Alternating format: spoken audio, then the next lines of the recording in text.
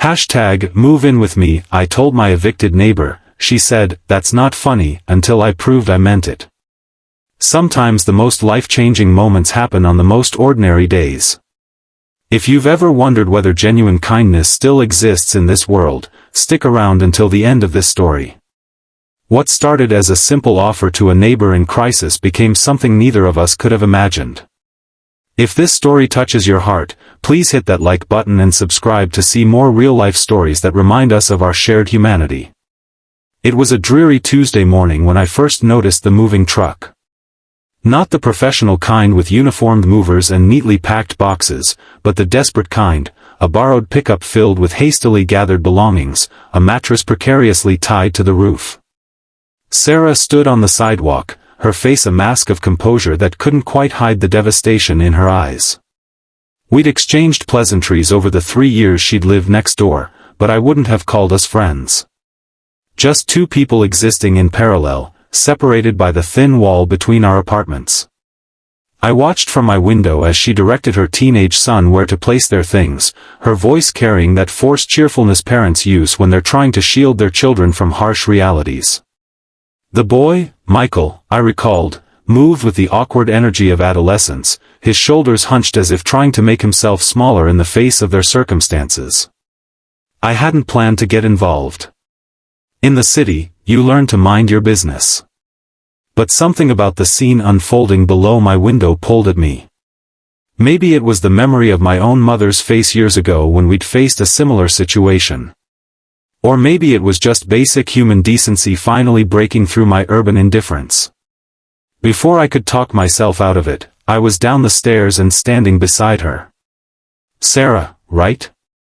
I asked, though I knew her name perfectly well. She turned, surprise briefly replacing the worry on her face. Yes. Emma, from 4B. Everything okay? A stupid question, obviously, but I didn't know how else to start. Her laugh was hollow. Just a little housing situation. We'll be fine.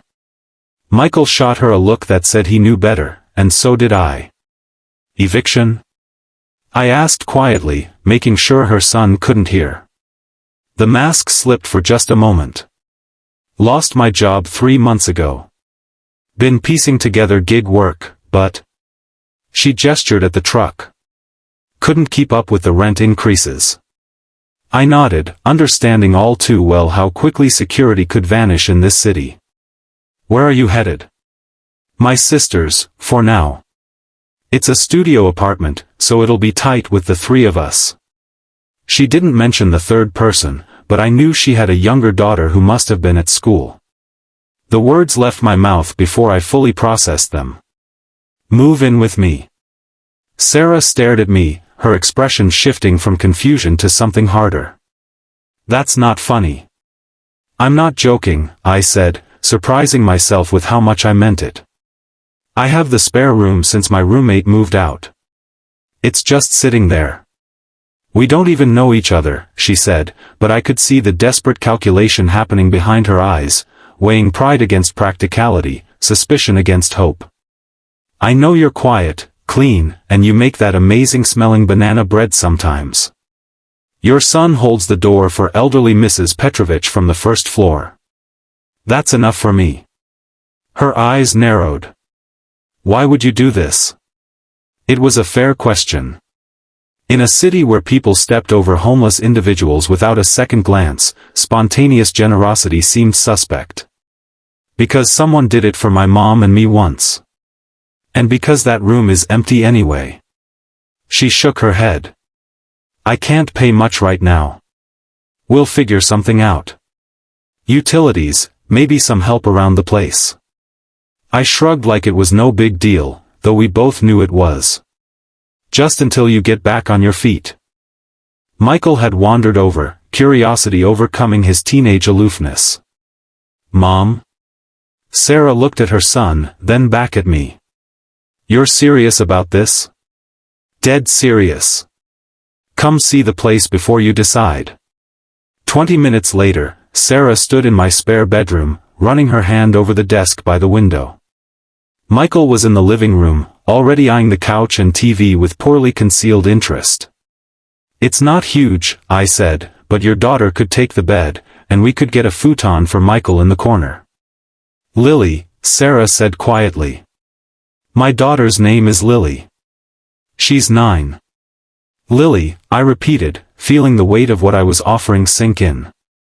This wasn't just about a room, it was about becoming part of these people's lives during their most vulnerable moment. "I still don't understand why you're doing this," Sarah said, her voice barely above a whisper. I hesitated, then decided she deserved the truth. When I was 14, my mom lost her job and then our apartment. We lived in our car for 3 weeks before her coworker found out and insisted we stay with her. She barely knew us, but she saved us.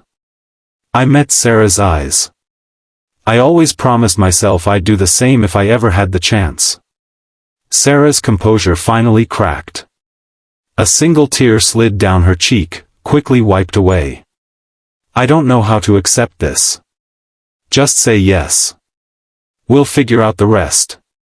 She took a deep breath. "Yes." That evening, after we'd moved their essential belongings into our apartment, I sat at my kitchen table watching Sarah make dinner. She'd insisted, saying it was the least she could do. Michael was setting up his gaming console in the living room, his initial wariness giving way to cautious optimism. "Lily will be home from my sister's soon," Sarah said, stirring something that smelled incredible. "She's sensitive. This has been hard on her. We'll make it work," I assured her, though I had no idea how. I'd never lived with children before. My apartment, once my peaceful retreat from the world, would now be home to a family in crisis. What had I gotten myself into? The doorbell rang, and Sarah wiped her hands on a towel. "That'll be them." I followed her to the door, hanging back as she greeted her daughter and sister. Lily was small for 9, with dark braids and serious eyes that took in the unfamiliar surroundings with visible apprehension. "Lily, this is Emma," Sarah said gently. "She's our new roommate." The girl regarded me with a solemnity that seemed beyond her years. "Is this our home now?" The question hit me with unexpected force. "For as long as you need it to be," I answered, surprising myself with how much I meant it. Sarah's sister Jennifer gave me a look that contained equal parts gratitude and suspicion. "This is unusual," she said when Sarah took Lily to see the bedroom. "I know. If you hurt them in any way." "I won't," I interrupted. "I promise." She studied me for a long moment before nodding. "Thank you, then." They needed a miracle. I wanted to tell her I wasn't trying to be anyone's miracle, just a decent human being, but the words stuck in my throat. That first night was awkward. We moved around each other carefully, overly polite, everyone aware of the strange intimacy of sharing a space with near strangers. Lily kept close to her mother, watching me with those solemn eyes. Michael retreated into his headphones, though I caught him observing me when he thought I wasn't looking. I lay awake that night, listening to the unfamiliar sounds of other people breathing in my apartment, wondering if I'd made a terrible mistake. The first week was a careful dance of boundaries and adjustments. Sarah was determined to pull her weight, cleaning with an intensity that spoke of her discomfort at being indebted. Michael offered to handle the trash and recycling without being asked.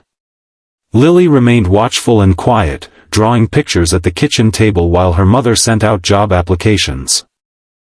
I learned their rhythms. Sarah was an early riser, often already making coffee when I stumbled out of my room. Michael stayed up late and moved through mornings with teenage sluggishness. Lily had nightmares sometimes, her small cries piercing the darkness until Sarah's murmured comfort soothed her back to sleep.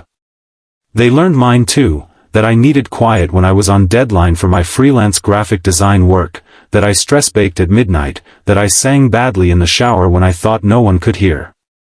The first real crack in our careful politeness came when I found Lily crying in the bathroom, trying to detangle her hair before school.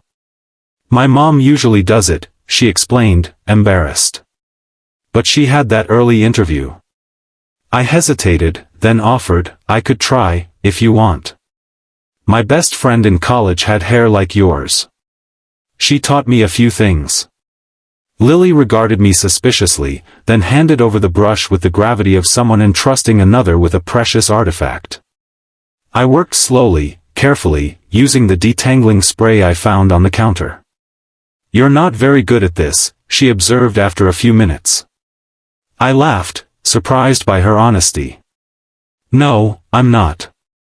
But I'm trying my best. She considered this. That's what my mom says too.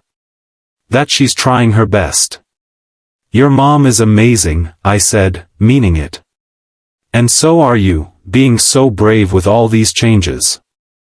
Lily didn't respond, but when I finished the somewhat lopsided braids, she looked in the mirror and said, they're not terrible. It felt like a victory. That evening, I came home to find Sarah at my laptop, her face flushed with excitement.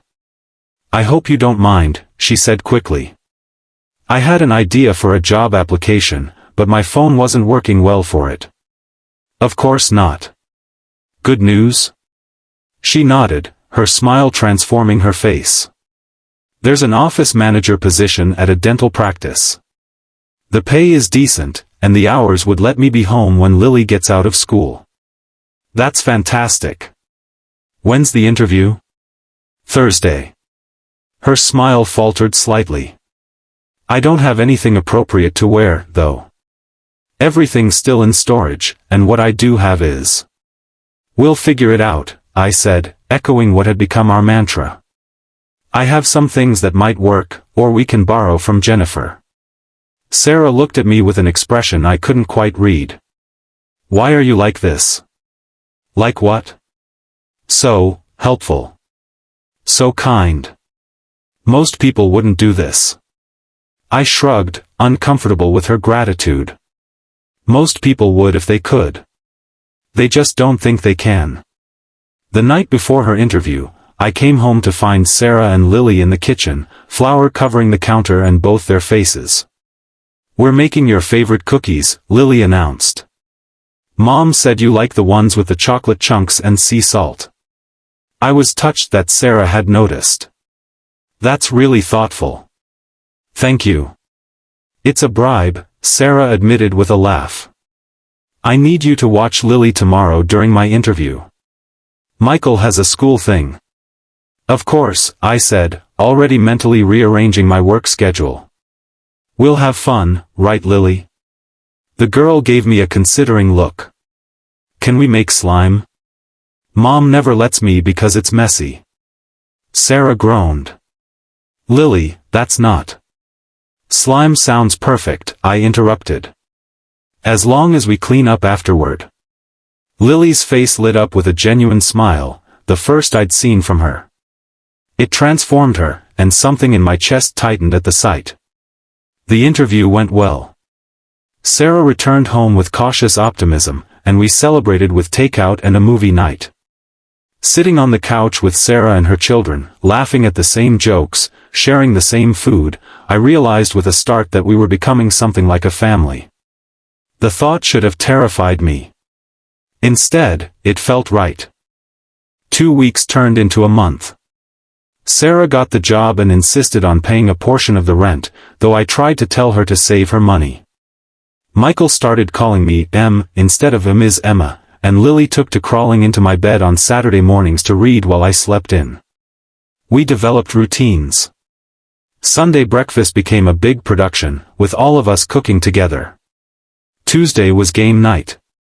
Sarah and I took turns helping the kids with homework and handling bedtime stories for Lily. It wasn't always smooth. Michael slammed doors when he was angry. Sarah and I disagreed about curfews and chores. Lily went through a phase of testing boundaries with both of us. There were moments when my apartment felt too small, when I longed for the solitude I'd once taken for granted. But there were other moments too, Michael proudly showing me his improved math grades, Lily falling asleep against my shoulder during movie night, Sarah and I talking late into the night about our dreams and fears. The first time Lily called me Emma Mom by accident, she looked horrified, but I felt something shift inside me. Sarah and I exchanged a glance over her head, a silent acknowledgement of the lines blurring between us. 3 months in, Sarah broached the subject I'd been avoiding. "We should start looking for our own place," she said one night after the kids were asleep. "I've saved enough for a security deposit." The thought of them leaving made my apartment seem suddenly too large, too empty. "There's no rush," I said carefully. "Unless you want your own space." Sarah studied me. "This was supposed to be temporary. Things change." "Emma." She hesitated. "What are we doing here?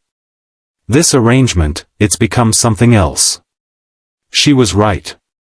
Somewhere along the way, we'd crossed from roommates to something more complicated.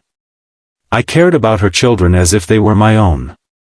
I worried when Sarah worked late. I'd rearranged my life to accommodate theirs, and found myself happier for it. "What do you want it to be?" I asked, my heart pounding. Sarah looked away. "I can't ask you to take on my family permanently. It's too much." "You're not asking. I'm offering." I took a deep breath. "I love having you all here. I love the noise and the chaos and even the arguments. I love that Lily leaves her books everywhere and Michael eats all the cereal. I love—" I stopped, suddenly aware of how much I was revealing. Sarah's eyes met mine. "You love what?" "Coming home to all of you," I finished quietly. The silence stretched between us, full of unspoken possibilities. "We could look for a bigger place," Sarah suggested finally. "Something with more space for the kids. We could share it properly. Like roommates?" I asked, needing clarity. Sarah's smile was tentative but warm. "Like family. Whatever form that takes." 6 months after that rainy Tuesday when Sarah stood beside a pickup truck full of hastily packed belongings, we signed a lease on a 3-bedroom apartment in a better school district. Michael got his own room for the first time in years. Lily insisted on decorating hers with stars on the ceiling and bookshelves everywhere. Sarah and I shared the master bedroom, our relationship evolving into something neither of us had expected but both of us embraced, partners in parenting, in building a home, in facing whatever came next. The night we moved in, after the kids were asleep in their new rooms, Sarah and I sat on our small balcony, looking out at the city lights. "Do you ever regret it?" she asked. "That day, making that offer?" I thought about the lonely quiet of my old apartment, the empty routine of my days before them. I thought about Lily's laughter and Michael's grudging hugs, about Sarah's hand finding mine in the dark. "Not for a single moment," I told her, and it was the truest thing I'd ever said. Sometimes the family you choose is the one that chooses you back. Sometimes home isn't a place but the people who fill it with their noise and their needs and their love. And sometimes, the most ordinary Tuesday can become the first day of the rest of your life, if you're brave enough to open your door to someone who needs you. If this story touched your heart, please like and subscribe for more real-life stories about the unexpected ways we find connection in this world. Remember that sometimes the smallest acts of kindness can change everything, for others, and for ourselves.